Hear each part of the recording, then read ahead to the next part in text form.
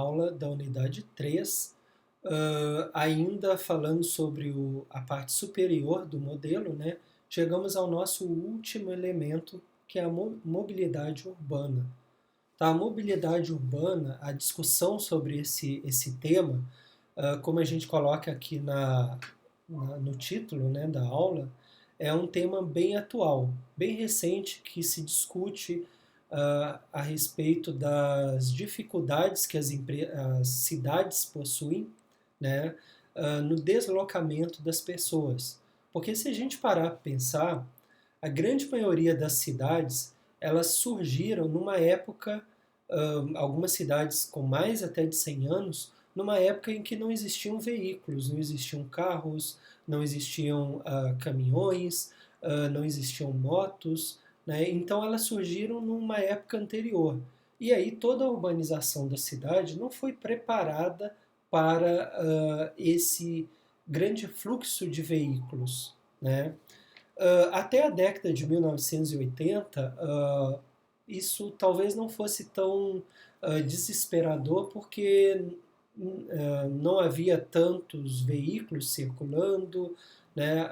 Era muito caro e complicado as pessoas terem um veículo, mas a partir da década de 1990 e depois dos anos 2000, passou-se a ter um maior número de veículos circulando nas cidades, e isso causou um estrangulamento, né? Uma dificuldade que as pessoas passaram a ter de sair de uma região da cidade até a outra, porque justamente as vias, né, as ruas, avenidas, elas não foram preparadas para aquele fluxo grande de veículos.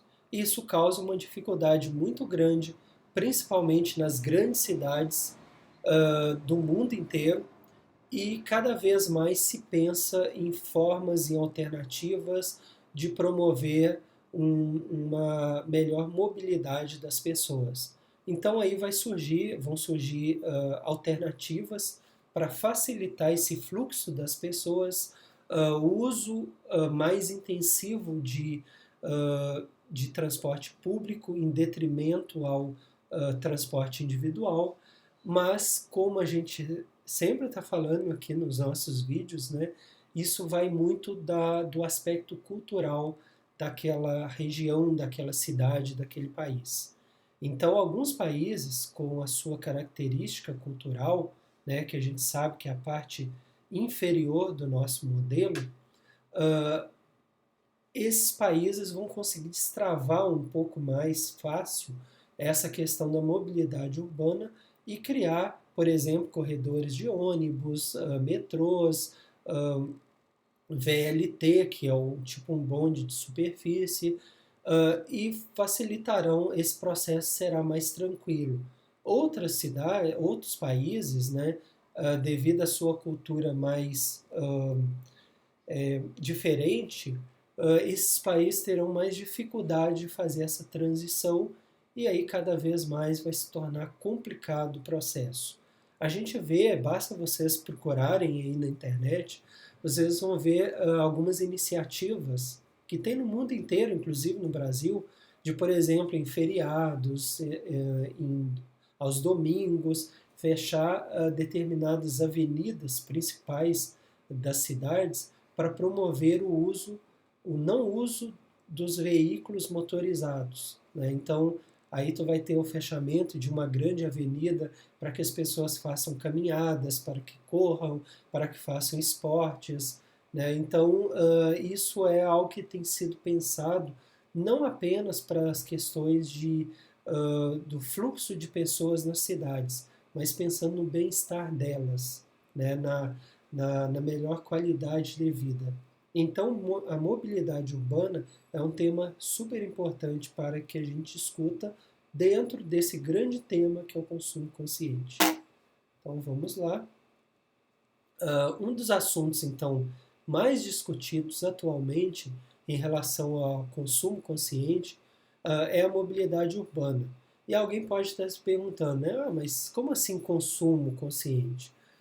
Talvez a gente só tenha ideia de consumo quando tu compra um produto no supermercado e leva ele para casa, né? E aí se esse produto é ou não um produto verde. Mas na verdade, quando a gente pega um ônibus, quando a gente pega um metrô, quando a gente usa o nosso carro, né? Quando a gente pega uma bicicleta, na verdade a gente está consumindo aquele produto ou serviço, não é verdade? Então não deixa de ser consumo também, né? Uh, Até quando a gente está caminhando, né? Tu está caminhando, tu está usando um calçado, tu está consumindo aquele calçado, né? Então, mobilidade urbana é sim um assunto de consumo consciente. Então, ter opções sustentáveis para deslocamento é um dos fatores primordiais para que nós tenhamos boa qualidade de vida, né? Então, precisamos ter essas opções sustentáveis para que a gente saia de um ponto até outro das nossas cidades, para que a gente faça as nossas atividades, seja ir para o trabalho, seja estudar, seja lazer, né? E aí as cidades têm que pensar formas de facilitar o deslocamento das pessoas e também formas que esses deslocamentos provoquem o menor número, o menor impacto ambiental negativo.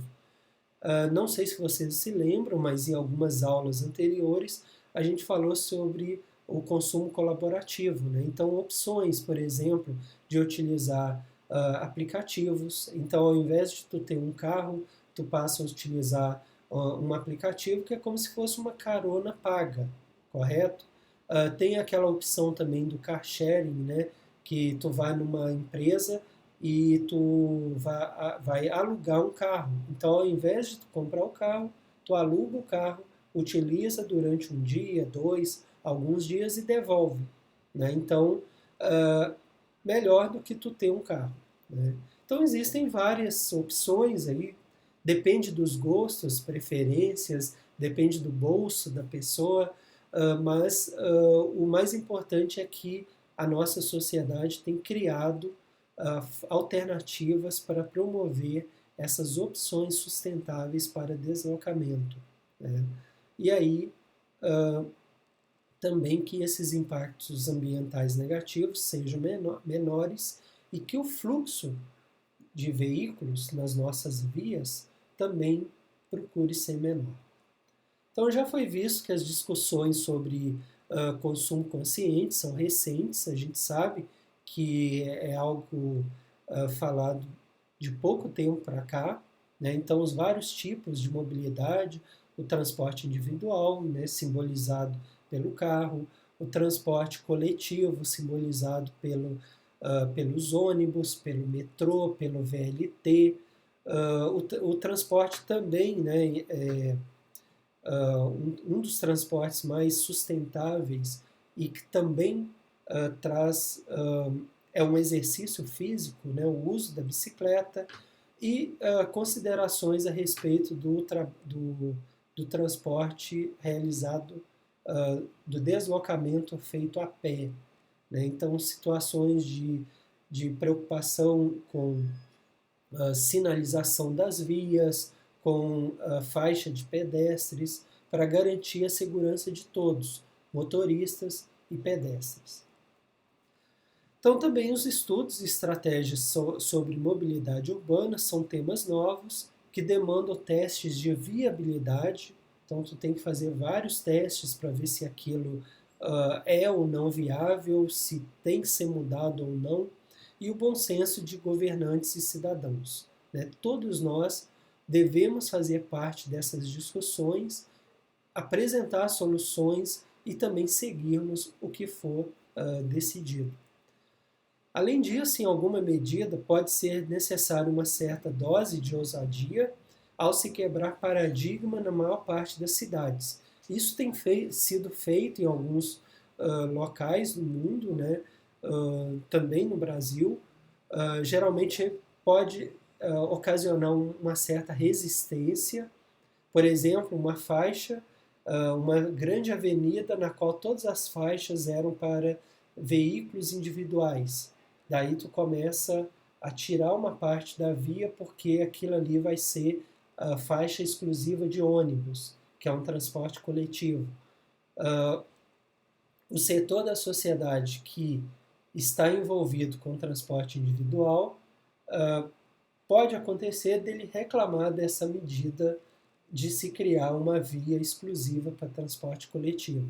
Então é um jogo de cintura, é um cuidado que o governante tem que ter na hora de dialogar com esses públicos diferentes, e a preocupação maior tem que ser o funcionamento da cidade, o que é melhor para a cidade. Isso também inclui aspectos ambientais.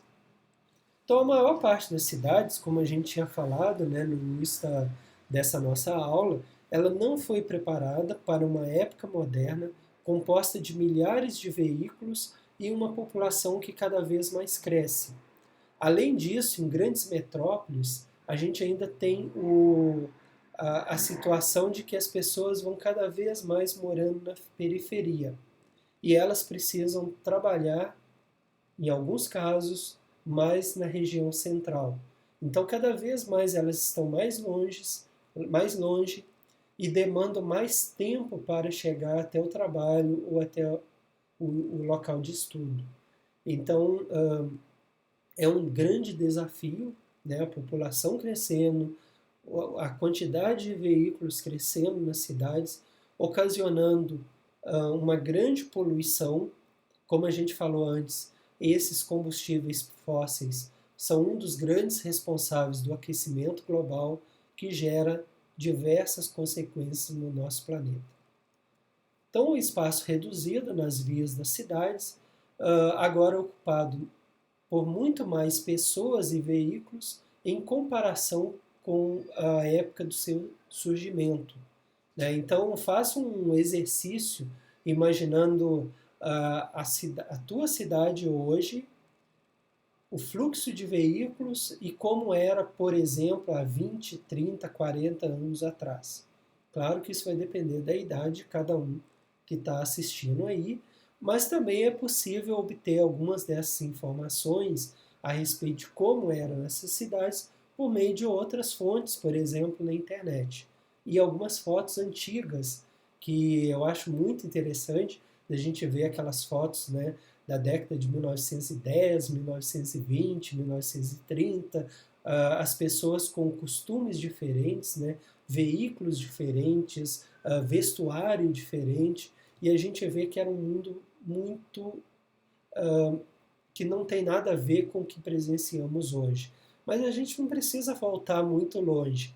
Basta a gente voltar aí a 10, 20, 30, 40 anos, que a gente vai notar que esse fluxo de pessoas e veículos se torna cada vez maior, fazendo com que essa equação não feche, porque tu passa a ter mais pessoas transitando, mais veículos transitando, e a via, a avenida ou a rua continua do mesmo tamanho. Então, como colocar mais pessoas e mais veículos no que foi preparado que não foi preparado para esse tipo de realidade?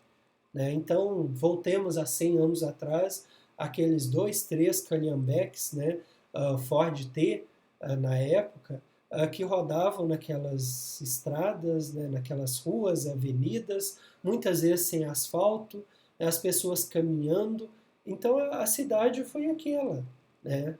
À medida que vai passando o tempo, vai surgindo uma maior aglomeração de pessoas, surgimento de mais veículos, melhorias também nessas ruas e avenidas, mas o espaço continua o mesmo. Então aí temos o estrangulamento do trânsito, os congestionamentos que ocorrem, engarrafamentos nas grandes cidades. Então isso demanda do ser humano muita criatividade, mas muita mesmo, porque tu tem que atender diversos públicos, insatisfação de alguns, apoio de outros na solução desses problemas relativos à mobilidade urbana. Além disso, a gente tem outros aspectos que precisam ser considerados nessa discussão, que são os direitos advindos da acessibilidade que precisa ser permitida a todos. né? Então é um fenômeno muito importante, incluindo aí pessoas de mobilidade reduzida. Então não bastasse a questão do fluxo de veículos, desse estrangulamento que temos, além disso é muito bom que essas novas questões estejam surgindo e que faça parte da agenda dos governantes quando eles pensam em mobilidade urbana. Então, tratar, por exemplo, pessoas com mobilidade reduzida, né, cadeirantes, pessoas que estão usando muletas, né? Então tem que ter espaço para todo mundo, para o pedestre, para o motociclista, para o motorista, para o motorista de veículos coletivos, tipo ônibus, para o ciclista e para o cadeirante e para outros mais. Então, a mobilidade urbana é o caminho para a cidadania. Temos que pensar em tudo: crianças, carros, veículos coletivos, né, como o metrô, VLT, ciclistas, pedestres, veículos como ônibus, meio ambiente, idosos e cadeirantes, por exemplo, e outros grupos mais, né? Tudo isso faz parte do estudo da mobilidade urbana que está dentro dessa grande discussão nossa que é o consumo consciente. Ok? Então, a gente começou a falar sobre esse tema, temos mais alguns aspectos a falar, tem muita coisa no nosso livro, né, no consumo consciente. Deixo aqui os meus contatos, né, tanto do o meu Instagram, ricardo.escritor, quanto as nossas redes sociais do Administração Verde, o nosso site, o administraçãoverde.com.br, e de suma importância que vocês se inscrevam nos nossos canais no YouTube. É só digitar lá na procura do YouTube Ricardo Ribeiro Alves e depois na procura digitar Administração Verde, que vocês vão chegar até os nossos canais. É muito importante porque a gente está colocando vídeos, né? Então, à medida que forem colocados vídeos novos, vocês serão notificados a respeito deles. E aí vocês vão ter acesso a novidades a respeito de administração e sustentabilidade ambiental. Então não esqueçam de se inscrever nos nossos canais, ok? Agradeço a atenção de todos e até a próxima aula.